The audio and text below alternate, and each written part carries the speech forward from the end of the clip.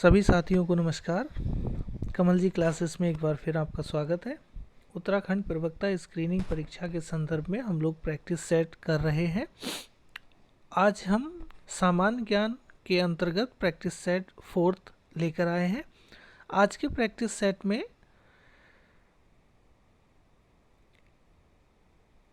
महत्वपूर्ण 30 MCQs को समाहित किया गया है और ये हमारे आधुनिक भारत से संबंधित हैं, जहाँ से प्रश्न पूछे ही जाते हैं।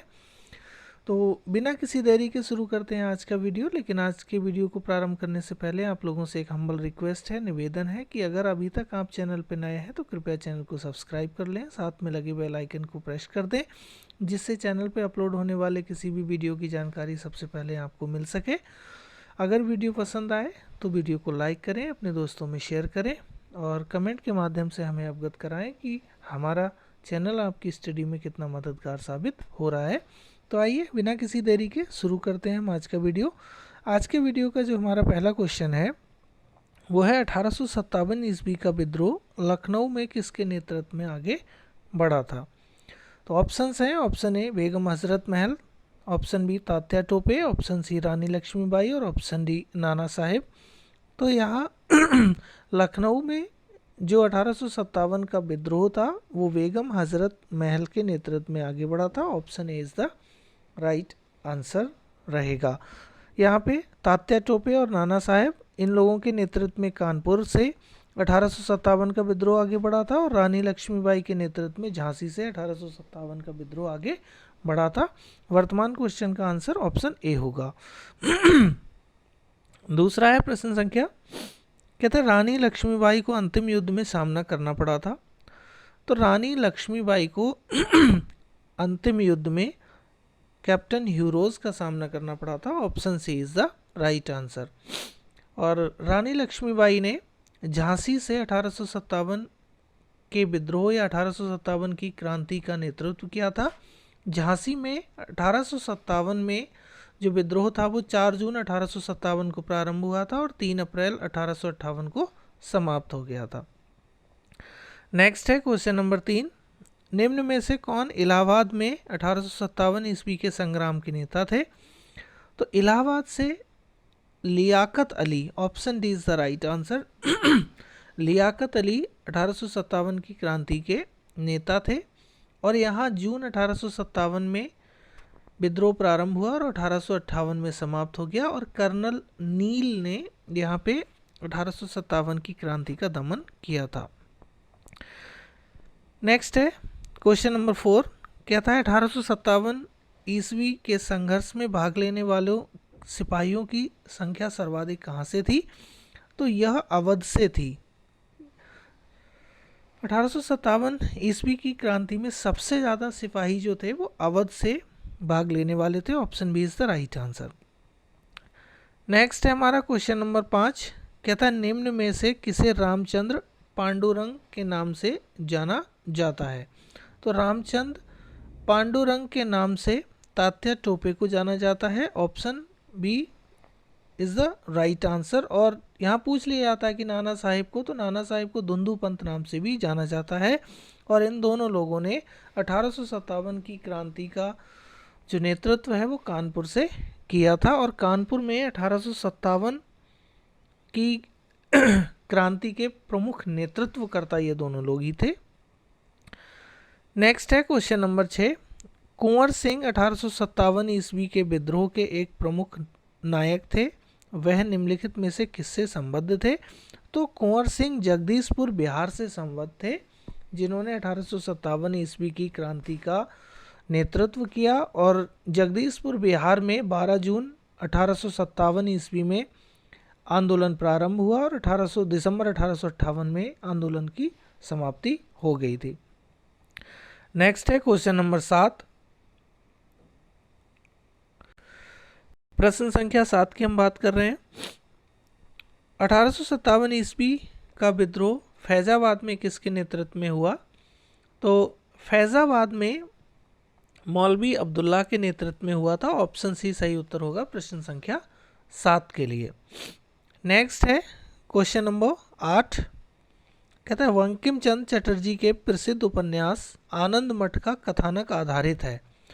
तो बंकिम चंद्र चटर्जी के उपन्यास आनंद मठ का कथानक जो है वो सन्यासी विद्रोह पे आधारित है। ऑप्शन डी सही उत्तर होगा प्रश्न संख्या 8 के लिए।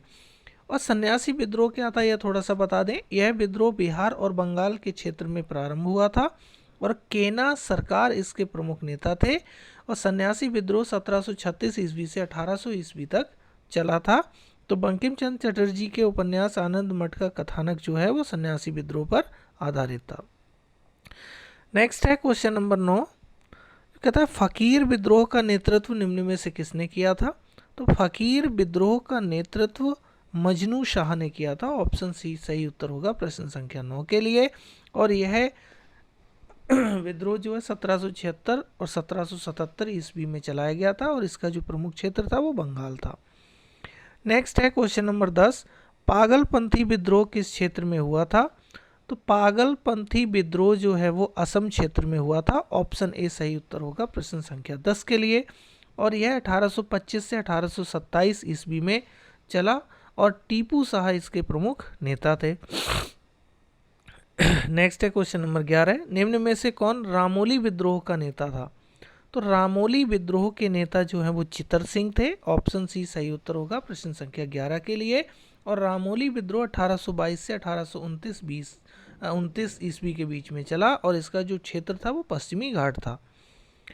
अगला है प्रश्न सुमेलित करने के लिए बोला गया है। सूची फर्स्ट को सूची 2 से सुमेलित कीजिए। सूची 1 में कुछ संधियाँ दी हैं और सूची 2 में उनकी ईयर्स दी हैं। तो यहाँ पे बात की जा रही है पहला सूरत की संधि, पुरंदर की संधि, बड़गांव की संधि और देवगांव की संधि और आगे संधि है। तो यहाँ मैं आपको बता दूँ सूरत की संधि 1775 में हुई थी, सही है। पुरंदर की संधि 1776 में हुई, बड़गांव की संधि 1779 में हुई, तीनों सही हैं। और देवगांव की संधि 1803 में हुई। अब यहाँ देखें पुरंदर, सूरत और बड़गांव ये संधि जो है ये आपकी हुई थी प्रथम आंग्ल मराठा युद्ध में। प्रथम आंग्ल मराठा युद्ध के दौरान सूरत की संधि 1775, पुरंदर की संधि 1776 और बड़गांव की संधि 1779 में हुई थी। और आंग्ल मराठा युद्ध जो है प्रथम 1775 से 1782 ईस्वी तक चला था। और देवगांव की जो संधि है वो द्वितीय आंग्ल मराठा युद्ध में हुई। यह 1803 से 1806 ईस्वी तक चला था। तो यहाँ सभी सुमेलित है। अब हम कूट में इसके आंसर देखते हैं। तो कूट में जो हमारा आंसर रहेगा वो ऑप्शन ए रहेगा। ए का 1, बी का 2, सी का 3 और डी का 4 ये सही है। इस तरीके के क्वेश्चंस आजकल आयोग के द्वारा बहुत ज़्यादा पूछे जा रहे हैं। तो ऐसे क्वेश्चन को अधिक से अधिक सॉल्व करने की कोशिश कीजिएगा। नेक्स्ट है क्वेश्चन नंबर 13। पूना की संधि कब हुई थी। तो पूना की संधि अगर बात की जाए तो 1817 ईस्वी में हुई थी। ऑप्शन बी सही उत्तर है। और यह तृतीय आंग्ल मराठा युद्ध के दौरान हुई थी। तो यह भी कभी कभी पूछ लिया जाता है कि पूना की संधि किस युद्ध के दौरान हुई। तो तृतीय आंग्ल मराठा युद्ध के दौरान पूना की संधि 1817 ईस्वी में हुई थी। ऑप्शन बी राइट आंसर है। Question number 14। प्रथम आंग्ल सिख युद्ध के पश्चात निम्न में से कौन सी संधि हुई थी। तो प्रथम आंग्ल सिख युद्ध के पश्चात जो है वो लाहौर की संधि हुई थी 1846 ईस्वी में। ऑप्शन सी सही उत्तर होगा प्रश्न संख्या 14 के लिए। नेक्स्ट है क्वेश्चन नंबर 15। निम्न में से किस युद्ध के बाद अंग्रेजों ने पंजाब राज्य का विलय अपने साम्राज्य में कर लिया था। तो यह द्वितीय आंग्ल सिख युद्ध के पश्चात अंग्रेजों ने पंजाब राज्य का विलय अपने साम्राज्य में कर लिया था। और द्वितीय आंग्ल सिख युद्ध जो है वो 1848-49 ईस्वी को हुआ था। ऑप्शन डी सही उत्तर होगा प्रश्न संख्या 15 का। Question number 16। इसतरारी जमींदारी बंदोबस्त की शुरुआत किसने की थी। तो इसतरारी जमींदारी बंदोबस्त की शुरुआत लॉर्ड कॉर्नवालिस ने की थी। Option D is the right answer. और यह शुरुआत इन्होंने 1793 ईस्वी में की थी। बंगाल, बिहार, मद्रास, उड़ीसा, बनारस इन क्षेत्रों में यह व्यवस्था लागू की गई थी।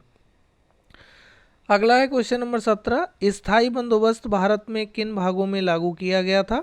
तो स्थायी बंदोबस्त भारत में बंगाल, मद्रास, बिहार इन 3 जगह पे लागू किया गया था। तो ऑप्शन डी सही उत्तर होगा प्रश्न संख्या 17 का।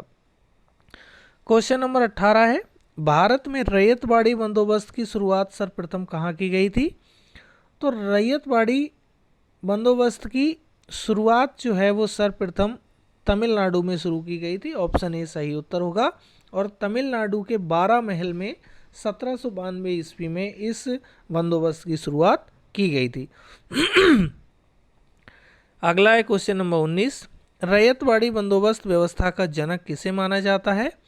तो यह मुनरो को रैयतवाड़ी व्यवस्था का जनक माना जाता है। ऑप्शन ए सही उत्तर होगा प्रश्न संख्या 19 के लिए। क्वेश्चन नंबर 20 की बात करते हैं, मंगल पांडे कहाँ के विप्लव से जुड़े थे? तो मंगल पांडे बैरकपुर के विप्लव से जुड़े थे।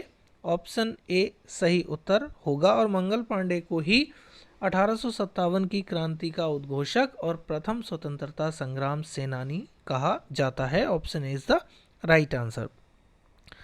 नेक्स्ट है क्वेश्चन नंबर 21, किस यूरोपीय कंपनी का आगमन भारत में सबसे पहले हुआ था? तो भारत में आगमन करने वाली जो कंपनी थी सबसे पहले आपकी थी पुर्तगाली। तो ऑप्शन डी सही उत्तर होगा प्रश्न संख्या 21 के लिए। और पुर्तगालियों में वास्को डी गामा पहला यूरोपीय व्यापारी था जो समुद्री मार्ग से 1498 में भारत पहुंचा था। नेक्स्ट है क्वेश्चन नंबर 22, वर्ष 1498 में वास्को डी गामा भारत में कहाँ उतरा था? तो वास्को डी गामा जो है भारत में कालीकट पे उतरा था। ऑप्शन सी सही उत्तर है। और कालीकट उस समय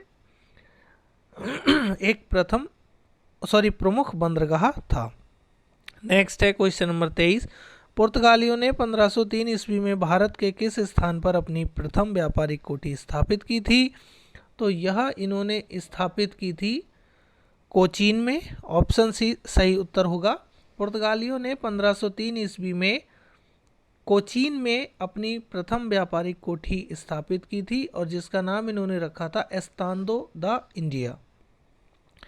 क्वेश्चन नंबर 24 कहता है, निम्न में से किस पुर्तगाली गवर्नर ने भारत में ब्लू वाटर पॉलिसी की शुरुआत की? तो ब्लू वाटर पॉलिसी की शुरुआत करने वाला जो गवर्नर था वो फ्रांसिस डी अल्मीडा था। ऑप्शन ए सही उत्तर होगा प्रश्न संख्या 24 के लिए। क्वेश्चन नंबर 25 है, भारत में पुर्तगाली साम्राज्य का वास्तविक संस्थापक कौन कहलाता है?